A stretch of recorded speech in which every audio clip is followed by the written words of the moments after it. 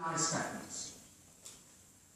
And now we see one animal after such a procedure. So in this animal, one labyrinth was destroyed, and you see the rat spins around.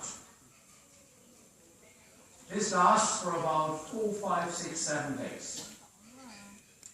And now we have applied a magic drug, a certain potassium channel blocker, and 30 minutes later the animal behaves almost normal. So this is a very new option for patients with acute vertigo. This potassium channel blocker, which activates the cerebellum for a symptomatic treatment. And this may be the best drug for the future, and we are currently evaluating this drug.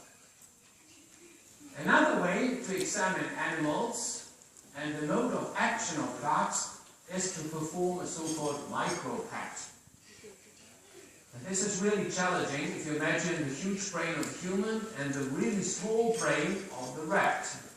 And my colleague Andreas Sörgel from our working group has managed to develop this method with a very high resolution in the brainstem of 0.5 millimeters. So that's a wonderful technique.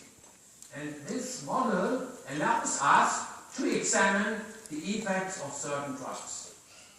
And the most fascinating data we recently got from beta-histine.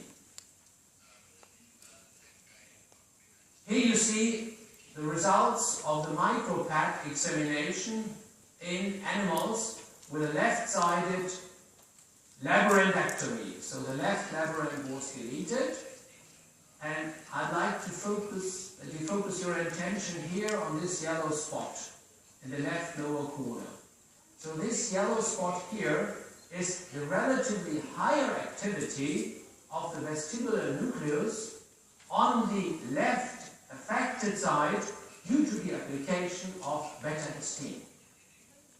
So beta-histine increases specifically the metabolic activity in the vestibular nucleus on the affected side. And this explains its good symptomatic effect. The second, even more important finding is here on day 15, the right lower corner. On day 15, there we found again an increased metabolic activity in the vestibular nucleus. And this indicates that beta-histine improves central compensation.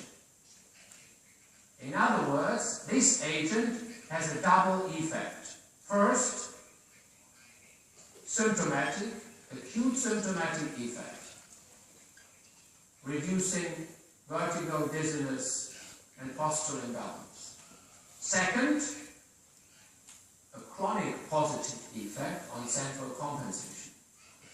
And if you design the drug, this is exactly what you would like to have. Acute symptomatic effect and improvement of central compensation. That was very fascinating. The data have not been published so far, but these are very recent findings. And now I'll talk about more specifically about certain diseases, in particular peripheral vestibular disorders.